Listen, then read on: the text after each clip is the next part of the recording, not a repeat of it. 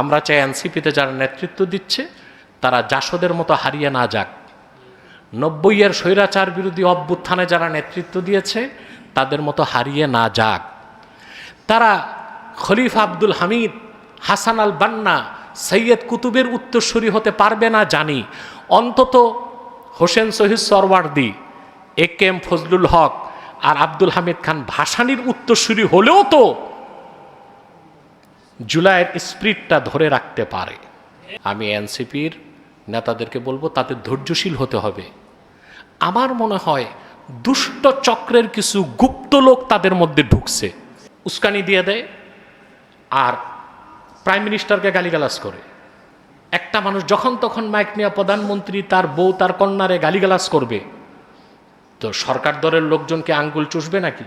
বিপদে পড়ে পুলিশ। আমি একটা ভিডিওতে দেখলাম তারা সব যে পুলিশের উপর পড়ছে, তো পুলিশ কি রোবট নাকি, না মানুষ? পুলিশ বাঁচার জন্য হাত দিয়ে পুশ করতেছে, বলে গায়ে হাত দিলেন কেন? কেন তুমি কি তুলার তৈরি,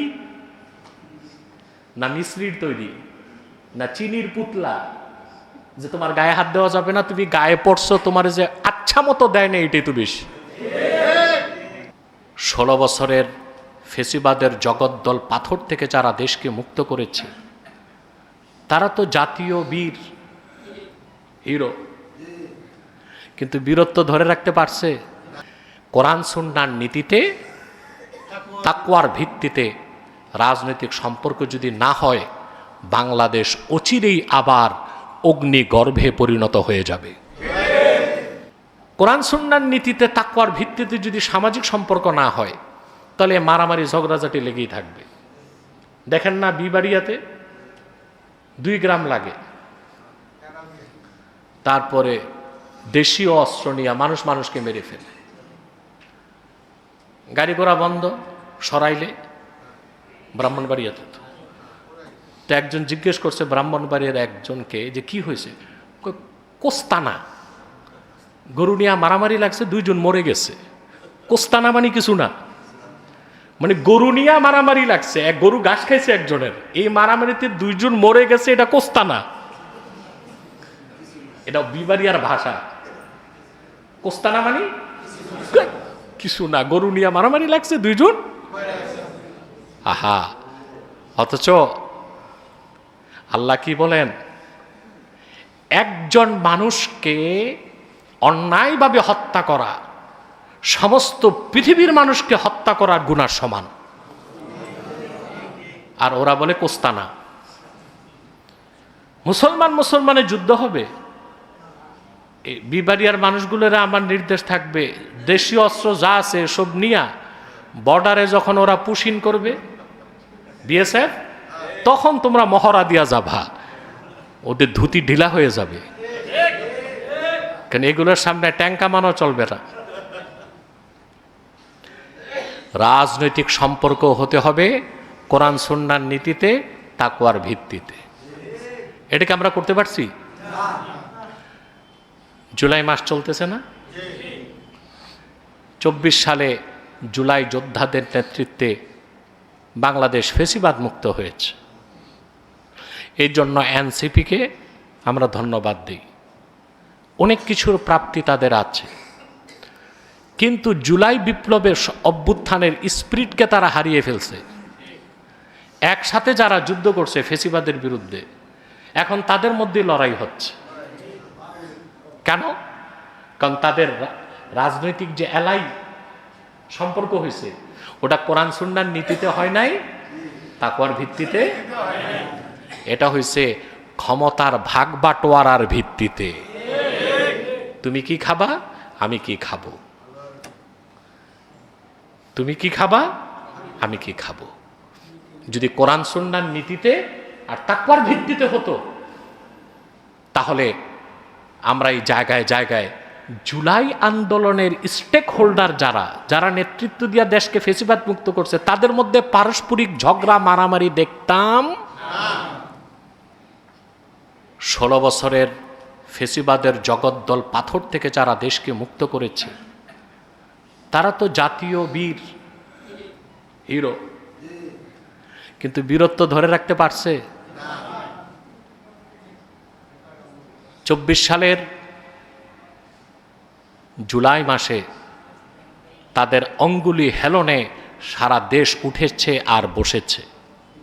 এখন বিভিন্ন জায়গায় তারা যাচ্ছে পদযাত্রায়, ছাত্র জনতা কেউ নাই। সমস্যা হচ্ছে তো, এই যে সহিংসতা সৃষ্টি হচ্ছে, পলিটিক্যাল স্টেবিলিটি, রাজনৈতিক অস্থিরতা বাড়তেছে। এখন রাজনৈতিক অস্থিরতা বেড়ে গেলে বিদেশি বিনিয়োগ বন্ধ হয়ে যাবে। বিদেশি বিনিয়োগ বন্ধ হয়ে গেলে ইনফ্লেশন হবে, মুদ্রাস্ফীতি হবে। মুদ্রাস্ফীতি যখন হবে, পোলাও চাউলের দাম বাড়ছে 60 টাকা, তো পোলাও তো সবাই খায় না বিয়ে শাদিতে। ডেলি যে ভাত খান এটাও কেজিতে 50 টাকা বেড়ে যাবে। তাহলে সমস্যা কি রাজনৈতিক দলের নেতাদের না গোটা জাতির? আর দেশের সেই ক্রান্তিকালে বিদেশিরা তখন হস্তক্ষেপ করার সুযোগ পায়। আমি এনসিপির নেতাদেরকে বলবো তাদের ধৈর্যশীল হতে হবে। আমার মনে হয় দুষ্ট চক্রের কিছু গুপ্ত লোক তাদের মধ্যে ঢুকছে। দুষ্ট চক্রের গুপ্ত লোক উস্কানি দিয়ে দেয় আর প্রাইম মিনিস্টারকে গালিগালাজ করে। আরে ভাই, রাজনীতির তো ভাষা আছে, সমালোচনার তো ভিত্তি আছে। একটা মানুষ যখন তখন মাইক নিয়ে প্রধানমন্ত্রী তার বউ তার কন্যারে গালিগালাজ করবে, তো সরকার দলের লোকজনকে আঙ্গুল চুষবে নাকি? বিপদে পড়ে পুলিশ। আমি একটা ভিডিওতে দেখলাম তারা সব যে পুলিশের উপর পড়ছে, তো পুলিশ কি রোবট নাকি, না মানুষ? পুলিশ বাঁচার জন্য হাত দিয়ে পুশ করতেছে, বলতেছে গায়ে হাত দিলেন কেন, তো তুমি গায়ে পড়লা কেন? এটা কেমন কথা? এটা কি এখনো কি মগের মুল্লুক নাকি? পুলিশের গায়ে যেয়ে পড়বে, তো পুলিশ তো বাঁচার জন্য হাত পুশ করবে, বলে গায়ে হাত দিলেন কেন? কেন তুমি কি তুলার তৈরি, না মিশ্রির তৈরি, না চিনির পুতলা যে তোমার গায়ে হাত দেওয়া যাবে না? তুমি গায়ে পড়ছো, তোমার যে আচ্ছা মতো দেয় না, এটাই তো বেশি। এনসিপির এখন তো নাহিদ না হাসনাত এমপি নির্বাচনের আগে আমার কাছে এসেছিল, 3 থেকে 3.5 ঘন্টা আমি তাকে ব্রিফ করেছি, কিন্তু তার একার পক্ষে তো কিছু করা সম্ভব না।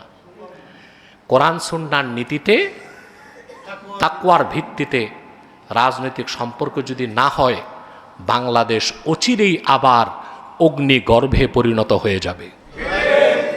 অতএব দুষ্ট চক্রের গুপ্ত কারা কারা আছে, এনসিপি থেকে তাদেরকে বের করে দেওয়া হোক।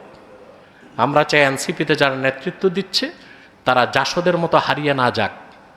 90-এর স্বৈরাচার বিরোধী অভ্যুত্থানে যারা নেতৃত্ব দিয়েছে তাদের মতো হারিয়ে না যাক।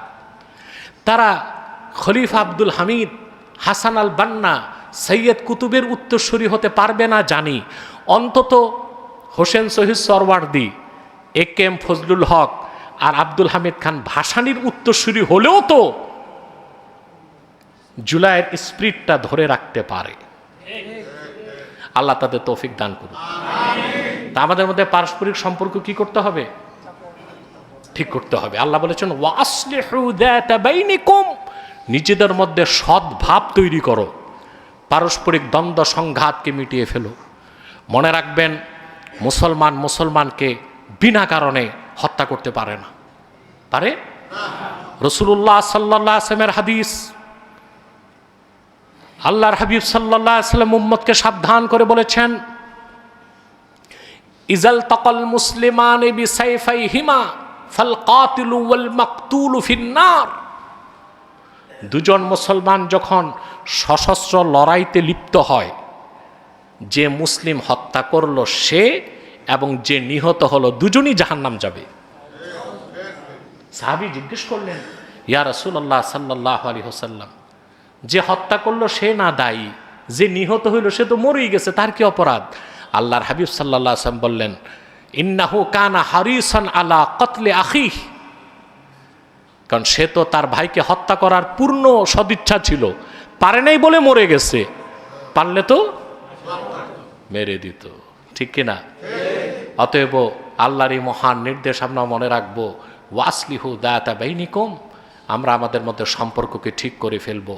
ওয়াতিউল্লাহ ওয়া রাসূলাহ, আল্লাহর আনুগত্য করো, তার রাসূলের আনুগত্য করো।